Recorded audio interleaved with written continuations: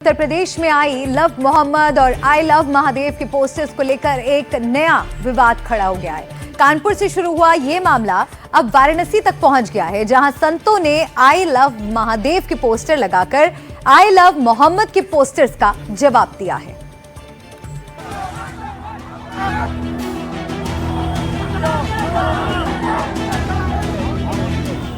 उत्तर प्रदेश में पिछले कुछ दिनों से आई लव मोहम्मद को लेकर कई तरह की खबरें सामने आई। अब मामला आगे बढ़ता हुआ आई लव मोहम्मद से आई लव महादेव पर आ गया है।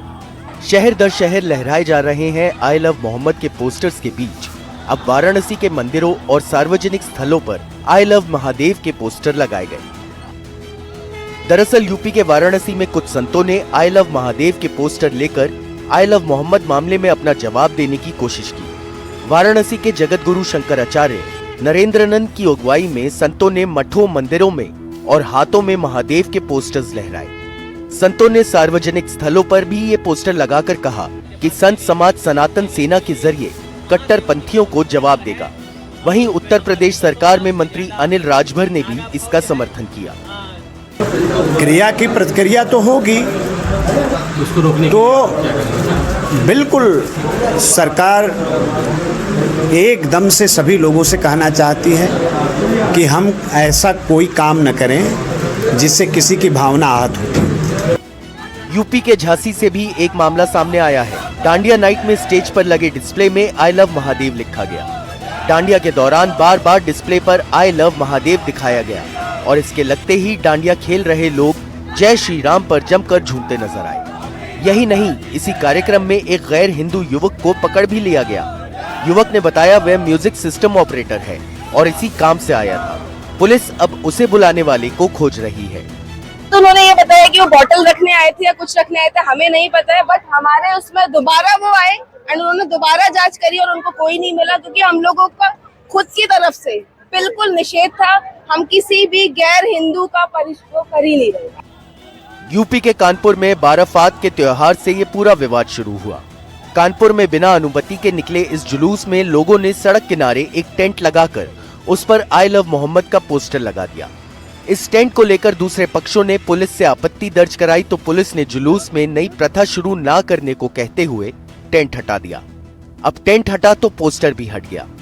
पुलिस के टेंट हटवाने की कार्रवाई से जुलूस में शामिल लोग नाराज हो गए। भीड़ आगे बढ़ी तो दूसरे पक्ष के कुछ धार्मिक पोस्टर्स को फाड़ने लगी।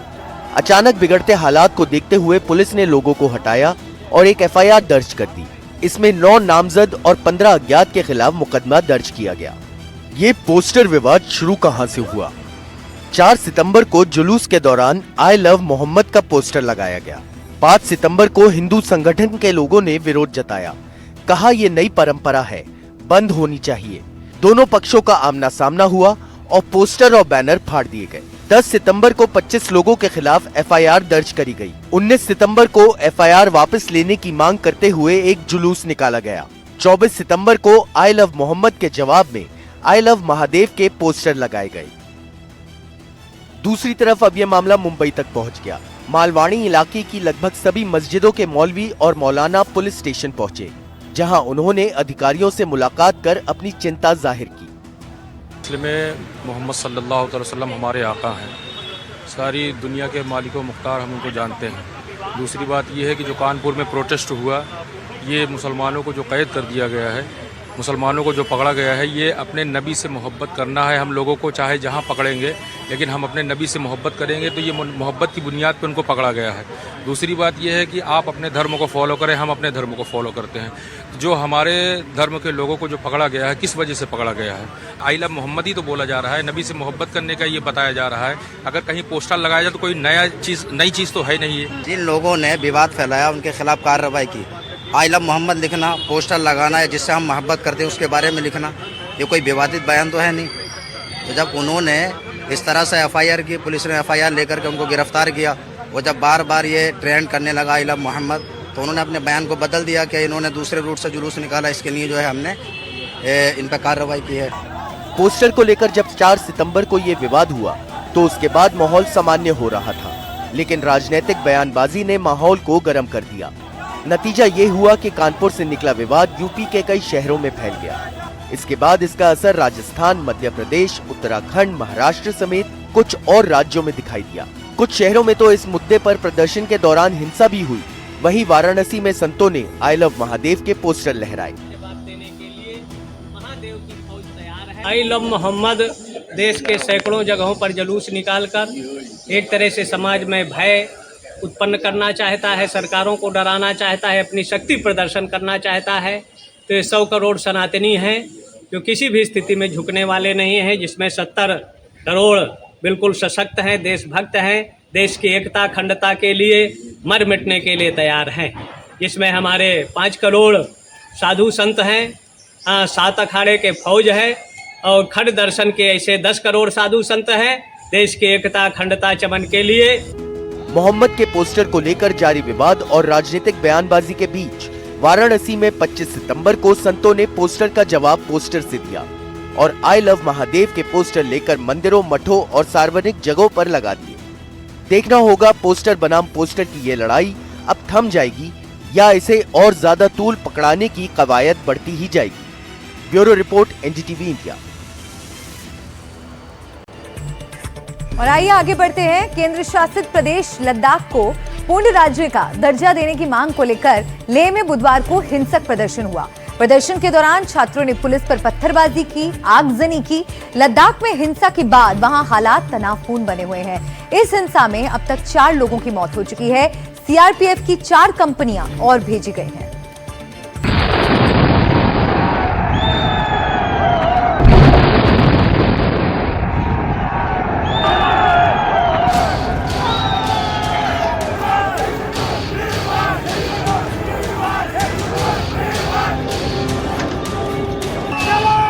लेह की सड़कों पर दिख रहे ये हालात बता रहे हैं कि वहां कितनी हिंसा भड़की है। सड़कों पर जले हुए वाहन, जगह जगह तोड़फोड़ के निशान, आगजनी। इस हिंसा में 4 लोगों की मौत हो गई और 70 से ज्यादा लोग घायल हो गए। गुस्साई भीड़ ने बीजेपी कार्यालय और लद्दाख हिल काउंसिल सचिवालय को आग के हवाले कर दिया। लेह में हम उस जगह पर हैं जहां पर बीजेपी हेडक्वार्टर है और यहीं पर हिंसक प्रदर्शकों ने पूरी तरीके से जो है आगजनी कर दी थी, चीज़ों को तोड़ दिया था। आप देख सकते हैं ये सीआरपीएफ और लद्दाख पुलिस की एक गाड़ी है जो अर्धसैनिक बल जो है इस्तेमाल करते हैं, लेकिन उसको पूरी तरीके से क्षतिग्रस्त कर दिया गया है, तोड़ दिया गया है और आगजनी यहीं से शुरुआत हुई थी। आप देख सकते हैं ये गाड़ियाँ, 3 गाड़ियाँ यहाँ पर खड़ी हुई हैं, पूरी तरीके से ख़त्म, पूरी तरीके से कोई रिपेयर करने की कोई गुंजाइश नहीं है इनकी। और अभी जैसे कि मैंने कहा कि आईटीबीपी और सीआरपीएफ के सुरक्षा बल यहाँ पर लगे हुए हैं, लेकिन उसी के साथ ये मेरे सामने बीजेपी का हेडक्वार्टर है यहाँ लेह पे और पूरी तरीके से क्षतिग्रस्त। यहाँ पर जो खिड़कियाँ हैं, विंडोज़ हैं, पूरी तरीके से टूटी हुई हैं। ये लोकल लद्दाखी जो आर्किटेक्चर है उससे यहाँ पर बनाया गया था, लेकिन अभी आप देखिए लकड़ी का जो ये काम है पूरा काला पड़ गया है क्योंकि यहाँ पर कल आगजनी हुई थी अंदर भी और बाहर भी, और पूरी तरीके से ये इमारत जो है अब ख़राब हो गई है। इसको रिपेयर करने में बहुत जो है समय भी लगेगा और पैसे भी लगेंगे। लेकिन आगे थोड़ा सा अगर हम चलें तो आप देखिए यहाँ पर फर्नीचर जो है बिखरा पड़ा है, टूटा पड़ा है, खिड़कियाँ टूटी पड़ी हैं, उनका कांच नीचे पड़ा हुआ है, लेकिन बाकी सब चीज़ें जो है पूरी तरीके से जली हुई हैं। ये एक कुर्सी के ऊपर आप बीजेपी का एक ये फ्लैग देख सकते हैं, लेकिन उसी के साथ अगर मैं आपको दिखाऊं इस हॉल के अंदर क्या मंजर है। ये हॉल जो है पूरी तरीके से टूटा हुआ है, अभी भी ये महक आ रही है जलने की, लेकिन अंदर आप देख सकते हैं यहाँ पर कुर्सियाँ होंगी, फर्नीचर होगा, पोडियम होगा जहाँ पर प्रेस कॉन्फ्रेंसेज या मीटिंग्स, यहाँ पर कॉन्फ्रेंस ऑर्गेनाइज होती थी बीजेपी हेडक्वार्टर के अंदर, लेकिन पूरी तरीके से क्षतिग्रस्त, पूरी तरीके से ये जो है खत्म कर दिया गया है। इस हिंसा के बाद जलवायु कार्यकर्ता सोनम वांगचुक ने अपना अनशन खत्म कर दिया। वो 35 दिनों से भूख हड़ताल पे थे और व्यक्तिगत मेरे लिए वहीं लेह प्रशासन ने इस पूरे इलाके में 4 या उससे ज्यादा लोगों को इकट्ठा होने पर प्रतिबंध लगा दिया है।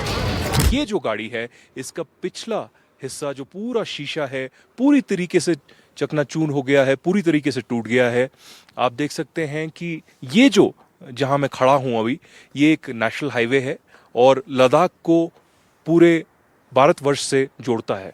अगर थोड़ा सा आगे हम चलें, क्योंकि नीचे सड़क पे तो पूरी तरीके से जो है कांच बिखरा पड़ा है। ये एक और गाड़ी यहाँ पर खड़ी हुई है, पूरी तरीके से जो कांच है आप देख सकते हैं तोड़ा हुआ है, और ये आम नागरिकों की गाड़ी है। यहीं पर अनशन जारी था, यहीं पर जो है डिमांड मांगी जा रही थी स्टेटहुड की और 6 शेड्यूल की। नए का वो चौक जो सैलानियों के आकर्षण का केंद्र रहता है, वहाँ फिलहाल सन्नाटा है। पुलिस गश्त कर रही है। पुलिस जो है लद्दाख की लगी हुई है, पहरेदारी कर रही है। साथ ही जो अर्धसैनिक बल हैं वो भी भारी मात्रा में यहाँ पर लाए गए हैं। अभी कर्फ्यू जैसी स्थिति बनी हुई है लेह में, लेकिन कोशिश यही की जा रही है कि यहाँ पर जो सेक्शन 163 लगा हुआ है, जिसमें कहा जाता है कि 4 से ज़्यादा लोग यहाँ पर जो है एकत्रित नहीं हो सकते। और सबसे बड़ी बात ये कि जो हिंसा कल हुई है, वैसी जो है हिंसा या हिंसक प्रदर्शन यहाँ पर नहीं होने दिया जाएगा। लद्दाख हिल काउंसिल सचिवालय में तोड़फोड़ की गई। उसके बाहर खड़ी गाड़ियों को हिंसक भीड़ ने तहस नहस कर दिया। इमारत के अंदर सब कुछ तबाह कर दिया। इस इलाके में अब भी सड़कों पर पत्थर और तोड़फोड़ से जुड़े सामान दिखाई दे रहे हैं। आप देख सकते हैं ये बहुत सारे खिड़कियां यहाँ पर हैं जो पूरी तरीके से टूटी हुई हैं। ये एक मंजर यहाँ पर लद्दाख का। कुछ इमारतें तोड़ी गईं, 4 लोग मारे गए और 70 से ज़्यादा लोग जो है जख्मी हुए। लेकिन क्या मंशा थी इससे पीछे? क्या ये गुस्सा था लोगों में जो पूरी तरीके से बाहर निकल के आ रहा था, या इसमें कोई राजनीतिक षड्यंत्र है? जहां एक तरफ सोनम वांगचुक कह रहे हैं कि ये लोगों की आवाज थी, वहीं बीजेपी ने इस हिंसा के लिए कांग्रेस को जिम्मेदार ठहराया है और इस हिंसक भीड़ में शामिल कांग्रेस पार्षद सेपांग की तस्वीरें दिखाई हैं। मेरे ख्याल से कांग्रेस का ऐसा पकड़ कुछ भी नहीं है लद्दाख में कि उनके वजह से 5000 यूथ बाहर सड़क पे आए। लद्दाख के उपराज्यपाल कविंदर गुप्ता ने एनडीटीवी से बात करते हुए कहा कि ये हिंसा एक साजिश थी और जल्द ही इसमें शामिल सभी लोगों का नाम सामने आ जाएगा। ये एक सुनियोजित एक साजिश थी और अभी तो जांच होने के बाद बहुत सी चीजें सामने आएंगी, कौन लोग इसके पीछे थे, कौन लोग इसको सभी के सामने भड़काने का प्रयास कर रहे थे। लद्दाख हिंसा को लेकर गृह मंत्रालय की ओर से एक बयान आया, जिसमें इस हिंसा के लिए सोनम वांगचुक को जिम्मेदार ठहराया गया। गृह मंत्रालय ने एक बयान में कहा कि कई नेताओं द्वारा भूख हड़ताल खत्म करने का आग्रह करने के बावजूद सोनम वांगचुक ने अनशन जारी रखा और अरब स्प्रिंग स्टाइल में विरोध प्रदर्शन के उत्तेजक बयान दिए। मंत्रालय ने बयान में कहा कि सोनम वांगचुक के भड़काऊ भाषणों के बाद भीड़ ने अनशन स्थल से निकलकर एक राजनीतिक दल के कार्यालय और सीईसी लेह के सरकारी कार्यालय पर भी हमला किया। साफ है कि भीड़ को सोनम वांगचुक ने अपने भड़काऊ बयानों से उकसाया था। लद्दाख में भड़की हिंसा के बीच प्रदर्शनकारियों की मांग क्या है, ये भी जान लेते हैं। लद्दाख का पूर्ण राज्य का दर्जा, 6वीं अनुसूची के तहत संवैधानिक सुरक्षा, लेह कारगिल की अलग अलग लोकसभा सीट, स्थानीय युवाओं को नौकरी में 100% आरक्षण। ये सवाल लगातार उठ रहा है कि ये हिंसा लोगों की मांग से उपजी या फिर ये एक षड्यंत्र था। हिंसा से जुड़े तथ्यों की जांच के बाद ही ये साफ हो पाएगा कि आखिर लद्दाख में ऐसा माहौल क्यों हुआ। लेह लद्दाख से आदित्य राज कौल की रिपोर्ट, एनडीटीवी इंडिया।